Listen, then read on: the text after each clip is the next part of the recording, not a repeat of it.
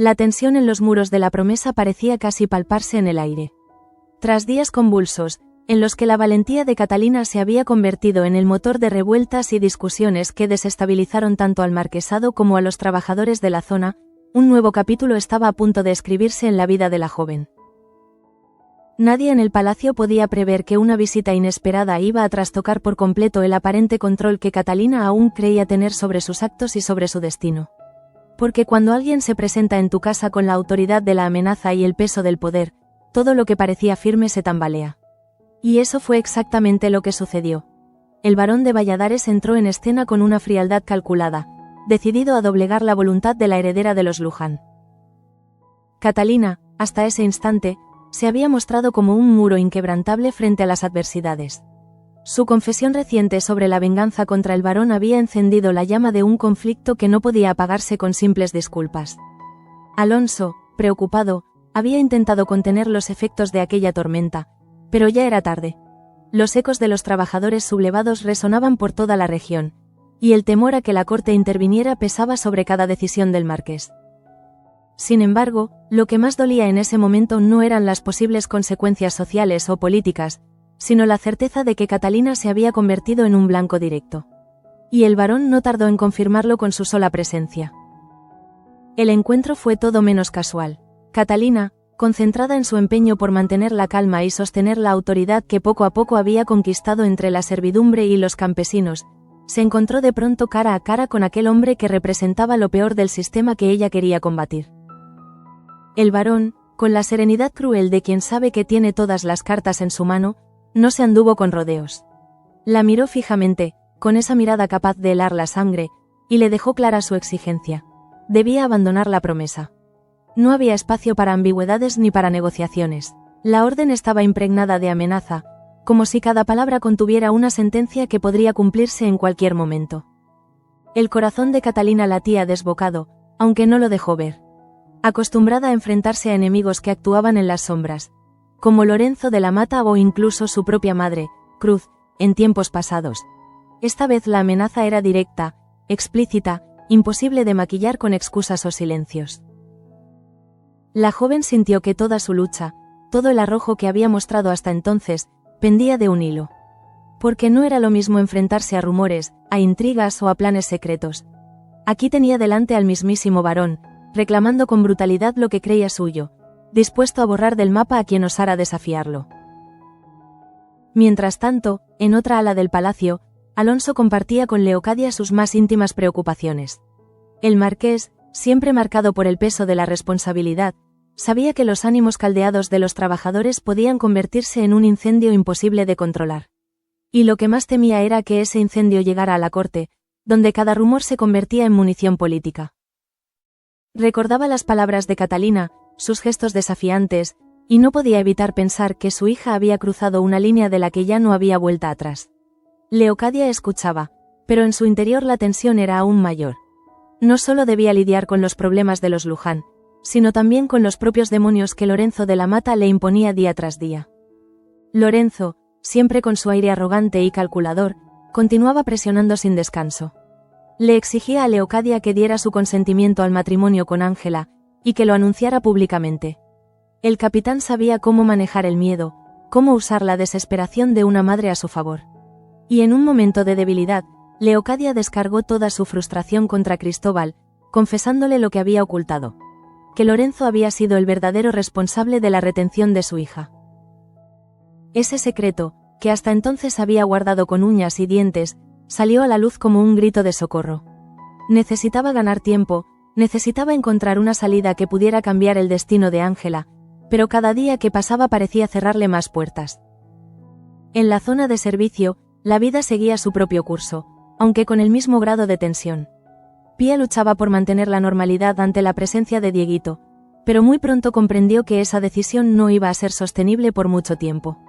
Las amenazas de Cristóbal se cernían sobre ella y sobre Ricardo como una espada de Damocles. Cuando el médico insinuó que llevaría el asunto directamente ante Alonso, Pía sintió que el suelo se le abría bajo los pies. Pero en medio de esa angustia apareció Manuel, decidido a plantar cara. El joven de Luján, que en los últimos tiempos había aprendido a tomar decisiones con independencia, Se puso de su lado y le aseguró a Pía que no iba a permitir que nadie los destruyera.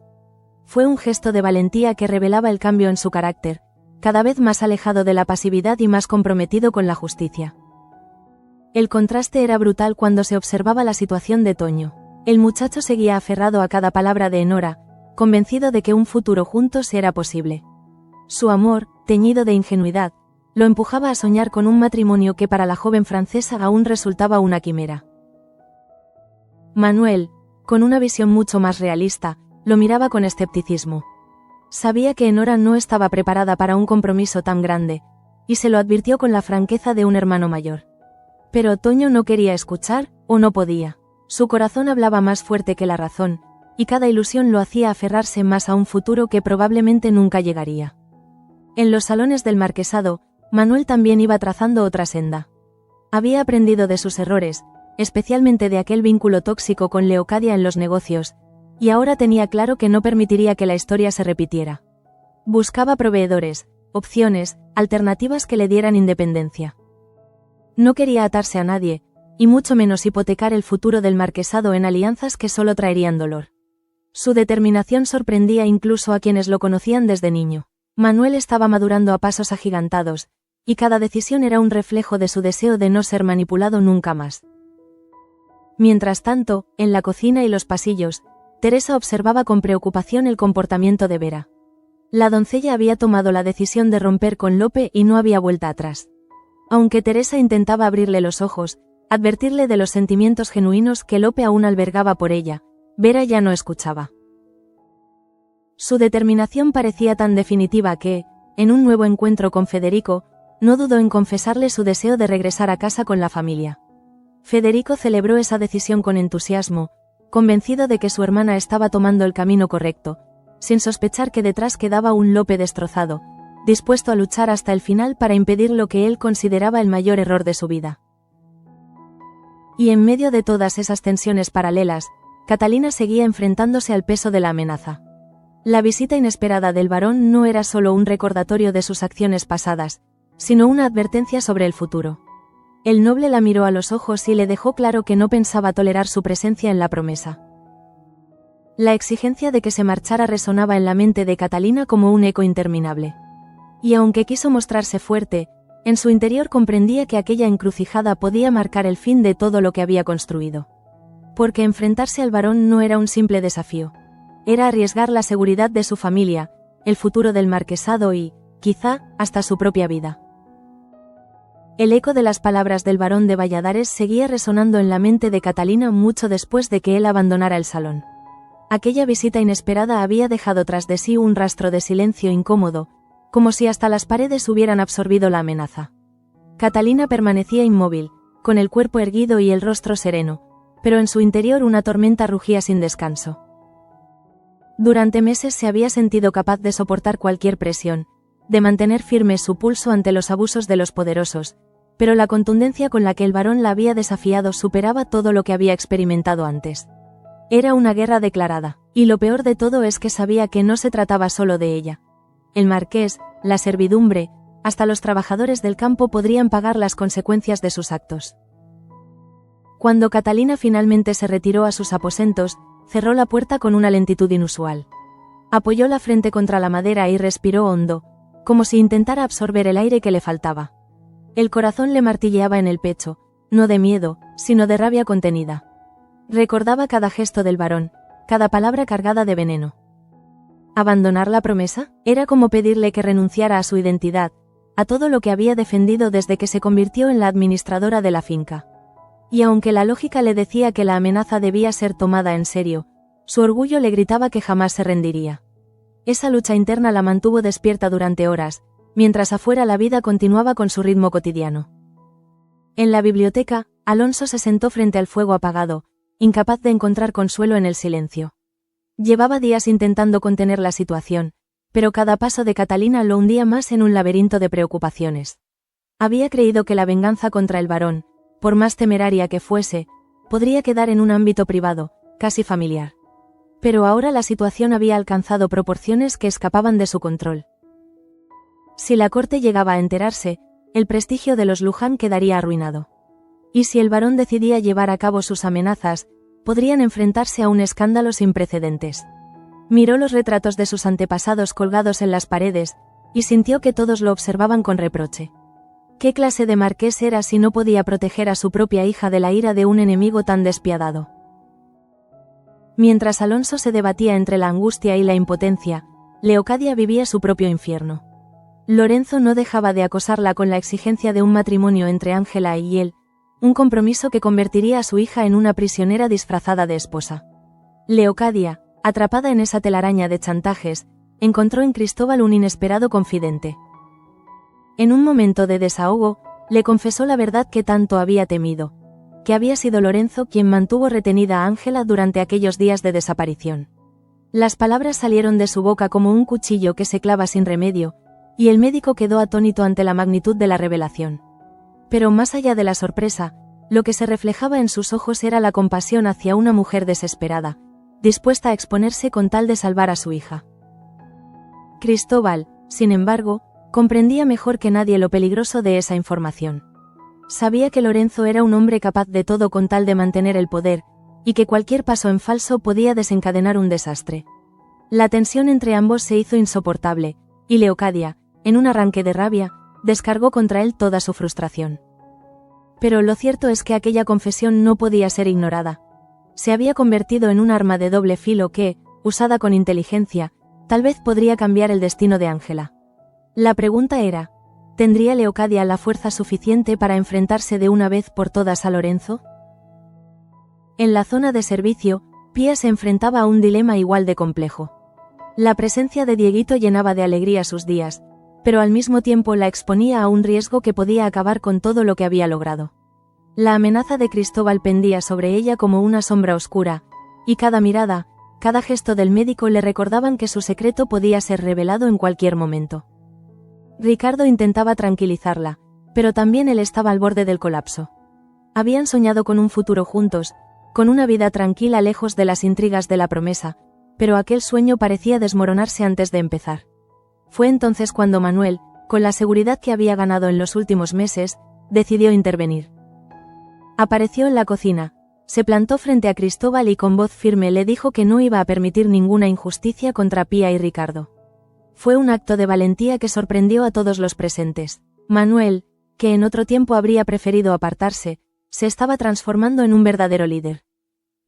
El gesto de Manuel no pasó inadvertido. Pía lo miró con gratitud, consciente de que aquel joven estaba dispuesto a arriesgarlo todo por defender lo que consideraba justo.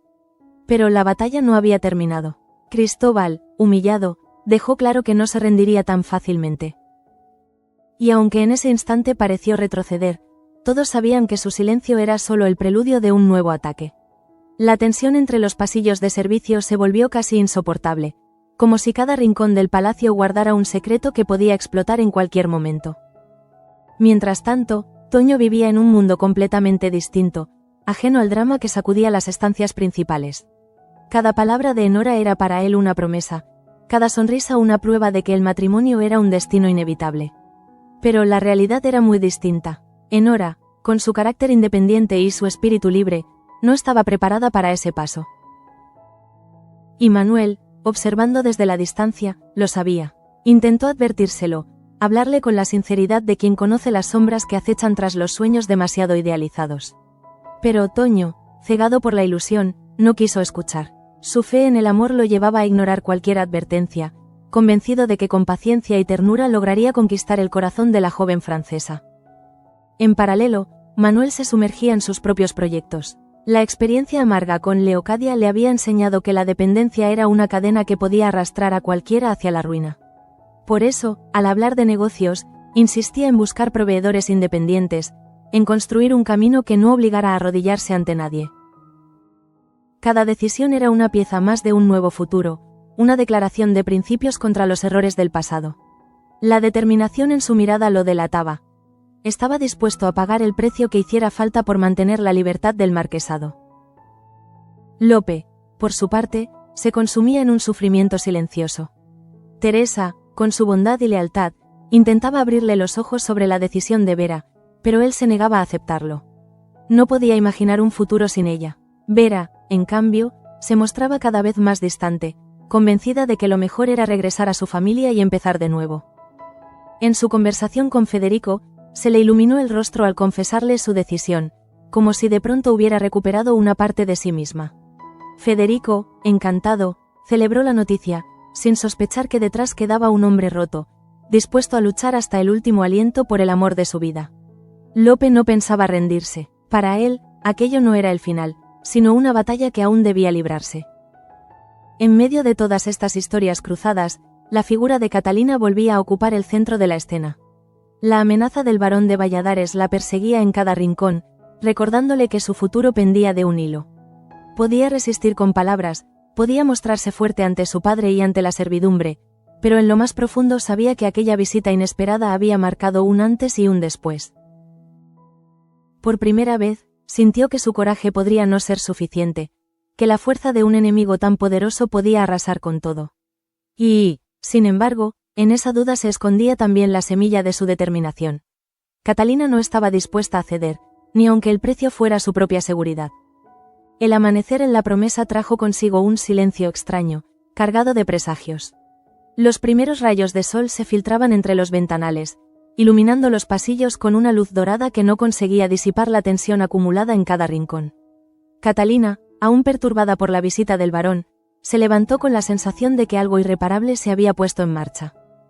Sus pensamientos eran un torbellino. Cada palabra de Valladares la perseguía como un eco que no cesaba. Cada gesto arrogante volvía a dibujarse en su memoria como si el encuentro hubiera ocurrido apenas un segundo atrás. Ella había jurado no ceder, pero en lo más profundo sentía el peso de la amenaza.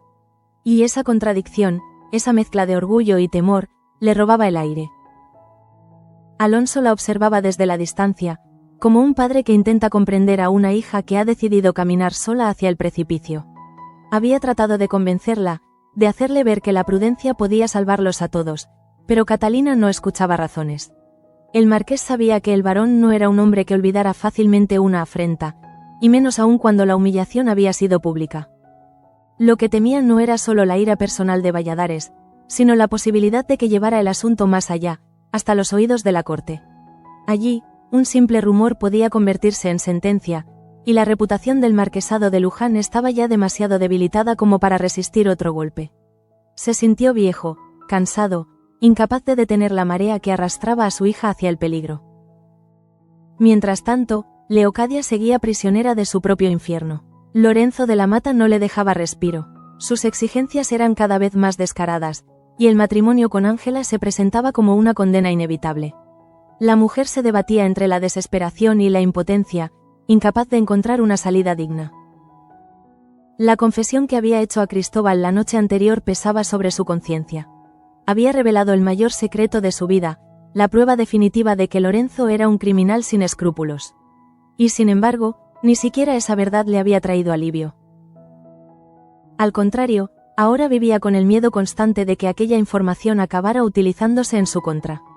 Cristóbal, conmocionado por la revelación, se debatía entre el deber moral de denunciar y el instinto de proteger a Leocadia y a su hija de un escándalo mayor. La tensión entre ambos se volvió insoportable. Dos almas atrapadas en una verdad demasiado peligrosa como para ser dicha en voz alta. En la cocina, la vida continuaba con una apariencia engañosa de normalidad. Pía preparaba el desayuno con manos temblorosas, tratando de ocultar su nerviosismo. Dieguito dormía en una pequeña cuna improvisada, y cada respiración del niño era para ella un recordatorio de lo que estaba en juego. Ricardo la observaba con ternura, pero también con impotencia. Ambos sabían que Cristóbal no había olvidado su amenaza y que, en cualquier momento, podía acudir al marqués. Fue entonces cuando Manuel, decidido a demostrar que su palabra valía más que cualquier título, apareció de nuevo. Con voz firme aseguró a Pía que no estaba sola, que él mismo enfrentaría a Cristóbal si intentaba dar un paso en falso. Aquella promesa encendió una chispa de esperanza en el corazón de la mujer, aunque la sombra del peligro seguía presente. Lo que Manuel no sabía era que Cristóbal, en su fuero interno, había empezado a alimentar un rencor silencioso. Se sentía humillado por aquel joven que había osado desafiarlo en su propio terreno, y juró que encontraría la forma de devolver el golpe. La tensión entre ambos crecía como una grieta invisible en los muros de la promesa, una grieta que tarde o temprano terminaría por derrumbarse. En paralelo, Toño seguía prisionero de sus ilusiones con Enora. La joven francesa, con su aire libre y sus proyectos propios, no dejaba de marcar distancia. Pero Otoño, lejos de desanimarse, interpretaba cada palabra de ella como una señal de esperanza. Hablaba de matrimonio con una convicción casi infantil, mientras Manuel lo observaba con escepticismo. El menor de los Luján sabía que esa relación estaba condenada, y trató de advertírselo una vez más. Pero Otoño se aferraba a su sueño como un náufrago a una tabla, incapaz de aceptar la realidad. Su ingenuidad lo hacía vulnerable, y Manuel temía que, cuando llegara la caída, el golpe fuera demasiado duro. Lope, por otro lado, vivía sumido en una desesperación que apenas conseguía ocultar. Desde que Vera había anunciado su decisión de regresar a casa, todo en él se había vuelto gris. Teresa intentaba animarlo, recordarle que aún había esperanza, pero Lope solo podía pensar en la ausencia de la mujer que amaba. Cada rincón de la cocina le recordaba a ella, cada gesto de sus compañeros era un eco de lo que había perdido. Y aunque Teresa le pedía que se resignara, Lope no estaba dispuesto a hacerlo. En su interior, había jurado luchar hasta el final, aunque el mundo entero se opusiera a su deseo. Vera, mientras tanto, avanzaba con paso firme hacia su nueva vida. Su conversación con Federico había sido clara. Quería volver a casa, recuperar la tranquilidad que había perdido en el palacio. Su hermano celebró la decisión con entusiasmo, convencido de que era lo mejor para ella. Pero lo que Federico no sabía era que esa determinación tenía un precio. Vera había cerrado su corazón a Lope, había enterrado todo lo vivido juntos bajo una capa de orgullo y resentimiento. Y aunque en la superficie parecía feliz, en el fondo sabía que esa elección la perseguiría durante mucho tiempo. Porque los sentimientos verdaderos no desaparecen con un simple adiós. En medio de todas estas historias cruzadas, Catalina seguía siendo el epicentro de la tormenta. La amenaza del varón se había convertido en una sombra que la acompañaba a cada paso. En los pasillos, en los jardines, incluso en la soledad de su habitación, sentía la presencia de aquel hombre acechándola. Sus palabras eran como cadenas invisibles que intentaban aprisionarla. Y sin embargo, en lugar de quebrarse, Catalina encontró en esa presión una fuerza nueva. Si el varón quería verla rendida, tendría que enfrentar a una mujer más decidida que nunca. Porque Catalina había comprendido algo esencial. Que la lucha ya no era solo por ella, sino por todos los que habitaban la promesa. Cada campesino, cada sirviente, cada miembro de su familia dependía, en cierta forma, de su resistencia. Alonso, al verla caminar con la cabeza alta pese al peso de la amenaza, sintió una mezcla de orgullo y temor. Orgullo porque su hija se comportaba como una verdadera Luján, digna de su apellido. Y temor porque sabía que ese mismo orgullo podía llevarla a la ruina. La dualidad lo consumía. Protegerla significaba a veces detenerla, pero ¿cómo detener a alguien que se sentía llamada por la justicia? El marqués, atrapado entre su deber como padre y su obligación como noble, comprendió que tarde o temprano tendría que elegir un bando. Y ese día estaba cada vez más cerca. La jornada avanzó, y mientras el palacio se sumía en una rutina tensa, Catalina se preparaba para lo inevitable. Sabía que el varón volvería, que su amenaza no había sido una simple advertencia, sino el preludio de un enfrentamiento mayor. Y aunque el miedo la rondaba, su espíritu ardía con la convicción de que no cedería. Porque renunciar a la promesa sería renunciar a sí misma, y Catalina no estaba dispuesta a traicionarse. El día avanzaba con un peso insoportable en los pasillos de la promesa. Catalina había pasado la noche en vela, repasando una y otra vez las palabras del varón, y aunque se había prometido a sí misma no dejarse doblegar, el cansancio la hacía más vulnerable de lo que quería admitir. Sin embargo, cuando salió a los jardines al amanecer, su porte era el de una mujer inquebrantable. Caminaba erguida, con la mirada fija en el horizonte, como si cada paso fuese una declaración de resistencia. Los criados la observaban con respeto, algunos incluso con admiración, conscientes de que se enfrentaba a un enemigo que ni los más poderosos se atrevían a desafiar. El varón, por su parte, no tenía ninguna prisa. Había lanzado su amenaza como quien planta una semilla venenosa, seguro de que germinaría en la mente de Catalina hasta hacerla dudar de sí misma. Su silencio posterior era parte de la estrategia. Dejar que el miedo trabajara por él, que cada rincón del palacio recordara a la joven que estaba en su punto de mira.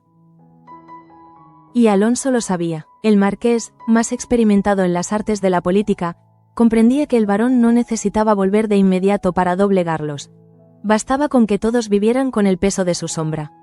Esa era la verdadera arma de un hombre como Valladares.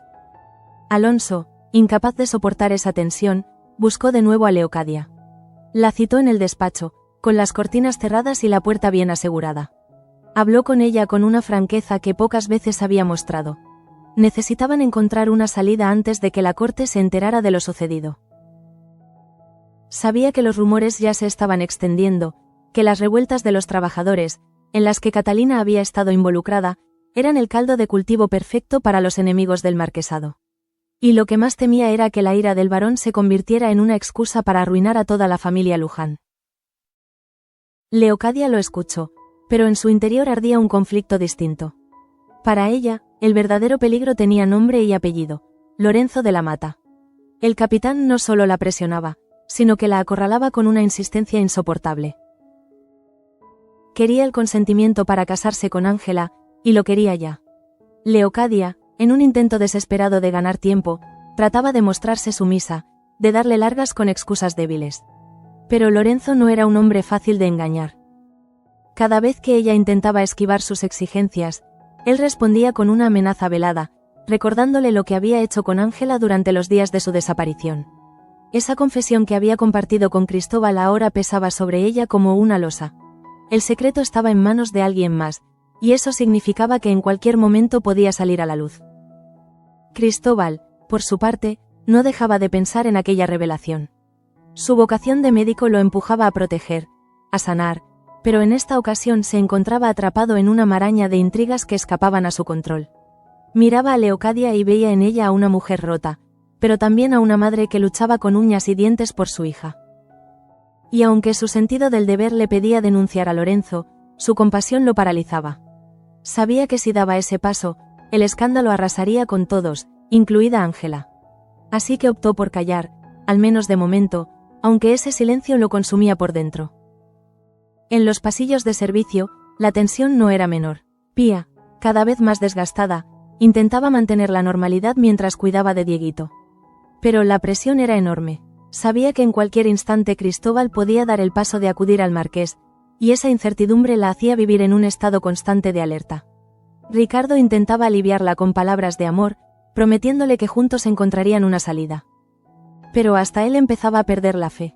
Fue en ese contexto cuando Manuel, con su carácter cada vez más firme, se presentó de nuevo como su protector. Se plantó frente a ambos y les recordó que no estaban solos. Les habló de su plan de negocios, de la importancia de mantener la independencia, y les aseguró que si Cristóbal intentaba dañarlos, él mismo intercedería ante Alonso.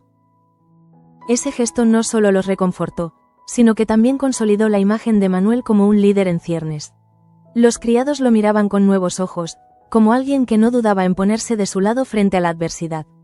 Pero Cristóbal, humillado por la actitud del joven, alimentaba en silencio un resentimiento cada vez más peligroso. Y ese rencor, silencioso y contenido, era tal vez más letal que cualquier amenaza abierta. En el ala opuesta, Toño continuaba alimentando sus fantasías románticas con Enora.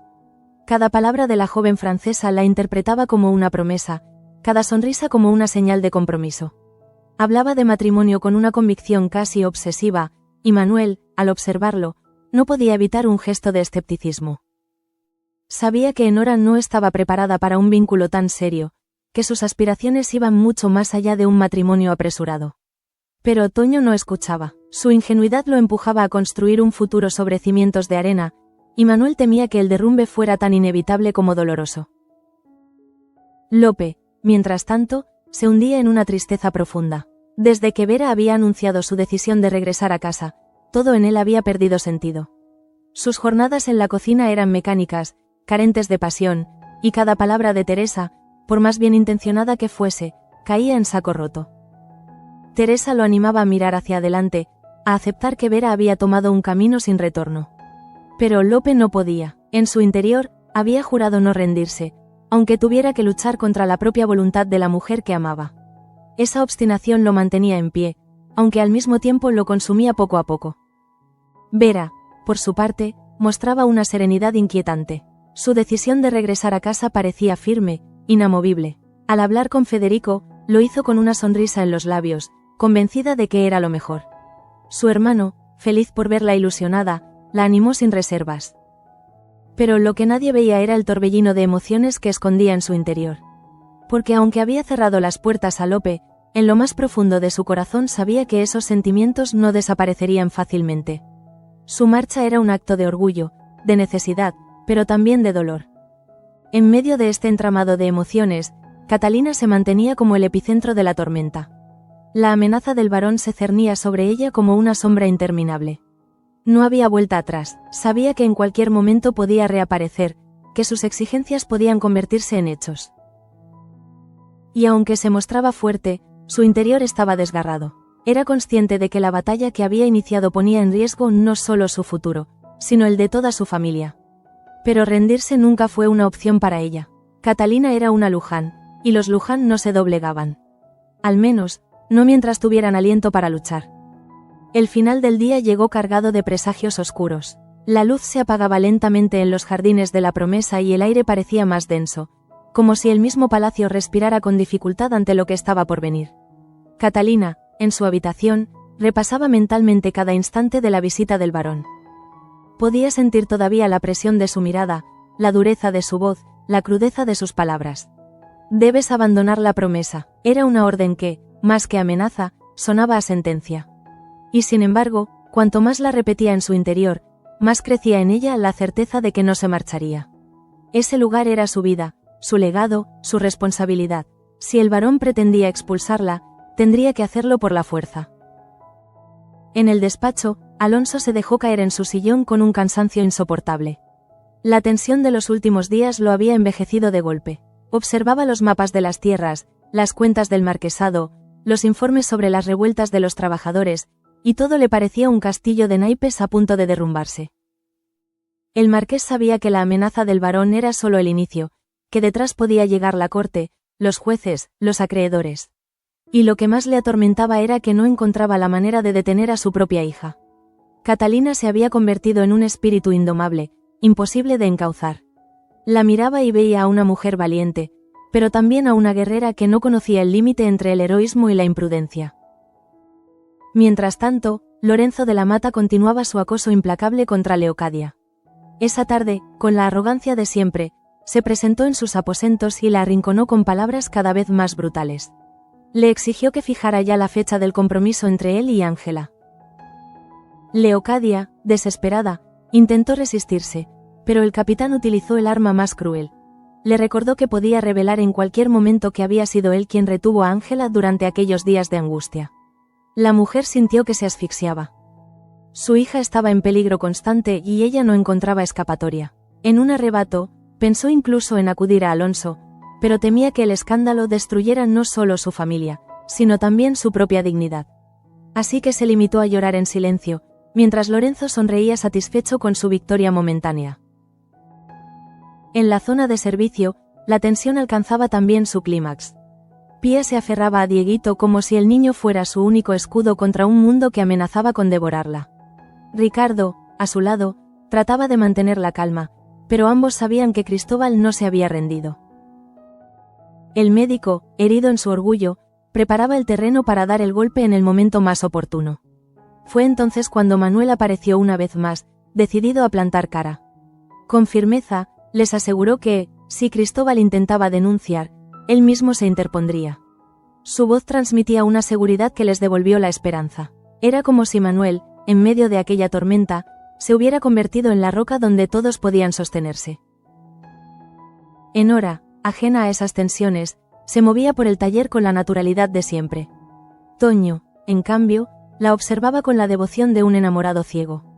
Cada gesto de ella lo interpretaba como un signo de cercanía, cada palabra como una promesa de futuro.